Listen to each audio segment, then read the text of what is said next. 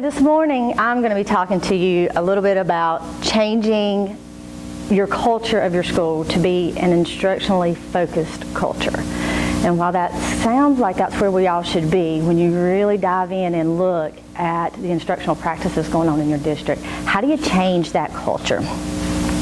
So the first thing we know that change is hard. Change is hard.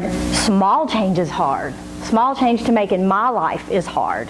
To make change in your life, for me to make change in your life, that's way hard. That is a huge task. So let's think about that like this. If I need to lose weight, I go on a diet.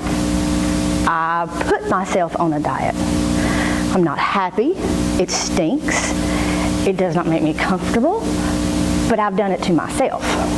If you tell me I need to go on a diet, when I'm hungry, when I'm mad, who am I mad at? Right? I'm mad at you. So when you're impacting change in someone else's world, we have to think about that in the back of our mind, that we're not doing this to us. We're doing this to others. And sometimes that is double the uncomfort level. Change is hard, and we're going to keep coming back to that throughout this presentation. So what do you do? What is the first thing you do when you need to make change? We have to know where we are. We have to know what your current reality is. You have to know why you need to make the change. It better be a pretty good why. If it's going to cause me to make a change in my life, the why better be pretty big. But I also have to know where I am. As ugly as that current reality may be, I have to know what it is. Let's go back to my diet. Not what I say I weigh, right? Not, oh, ladies, come on, I know you're with me. Not what I tell myself in my head that I think I might weigh, even though I know that's not what I weigh. I'm talking current reality when I step on the scales in the doctor's office, what those numbers say. That's your current reality. You got to dress it down. You've got to get to the real current reality. So in our district, where were we? Our current reality in our district is we're flatlined. We're moving students from not proficient to proficient. We are. Large amounts. We're losing in larger amounts students from proficiency to non. So we're flatlining. We can't keep them proficient. We'll tread up the hill and we'll see a spike, but as you see that spike in growth, there's that negative decline, or they're bouncing in and out. They're proficient this year, they're not proficient next year. We cannot keep them where we need them to be. So that was our first reality that we looked at. We did some school visits, some classroom walkthroughs, and we noticed a lot of, let's call it, downtime in our classrooms.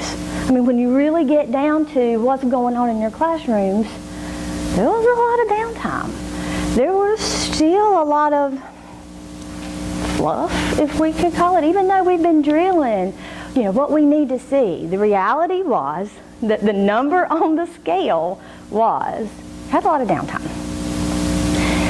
We didn't really have a data focus. We talked about data way up here. We looked at some numbers way up here. But as far as having a data focus for our schools, for our teachers, for the teachers to have it for their students, we didn't have that going on. And we didn't have substantial PD offerings for our teachers. So that was our current reality. Sounds a bit dismal? Not. I mean, we were okay, but when you really took a step and looked at those numbers on the scale, that's where we were. So, once you know how ugly it is, you are here. This is your current reality. Got a lot of good stuff going on, but let's just take that, let's look at what needs to be fixed. The big question becomes, where do you want to go? So what do you do when you plan a trip? You have to design that destination. Where do we want to go? You are here, I'm going there. So we all know we want to set high levels of where our destination wants to be. Okay, let's go back to my diet. It's Wednesday. Am I going to lose 20 pounds by Friday?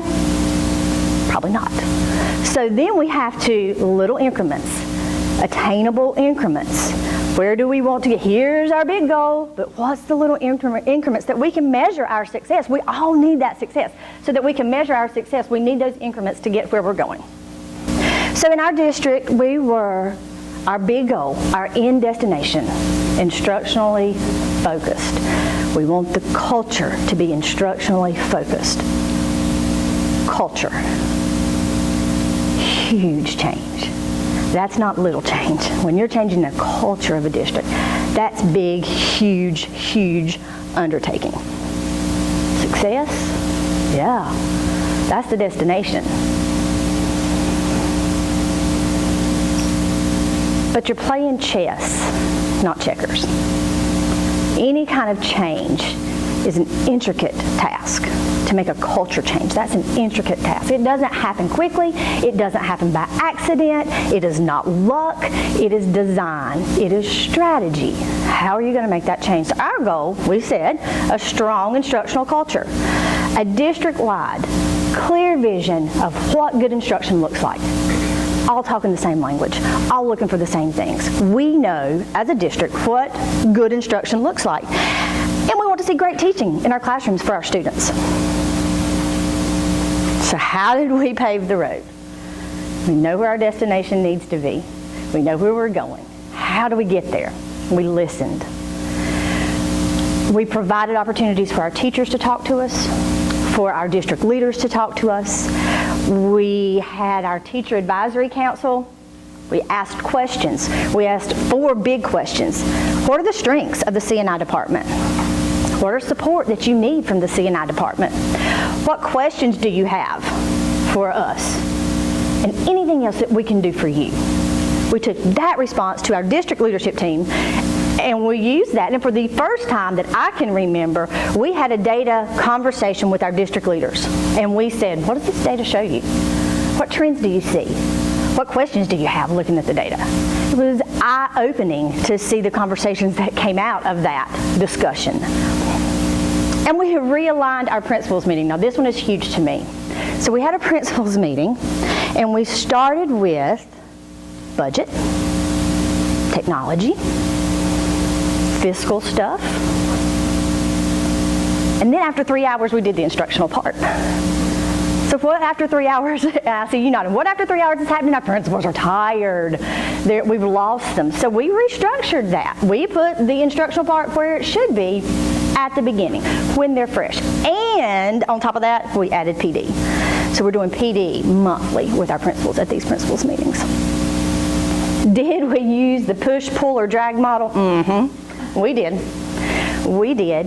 We provided that professional development for our principals. We designed and we carried out professional developments for all of our teachers. We have over 50 schools in our district. We did a best practice session for our teachers. It was a huge undertaking, but it provided them what they needed. We incorporated a C&I newsletter where we are sending out monthly updates from our department. Big things coming up, big changes coming up, RTA changes, M-class changes, those kinds of things. Anything that we could get out into our principals' hands for them to have some support. Oh. And what do we always know? That anytime you're going down the road, anytime you're trying to get to your destination, the road to success is under construction. Are we finished? Not by a long shot. But we're on the right road. We have our destination in sight, and we're not giving up. Continuous process improvement, continuous work to get to where we need to be.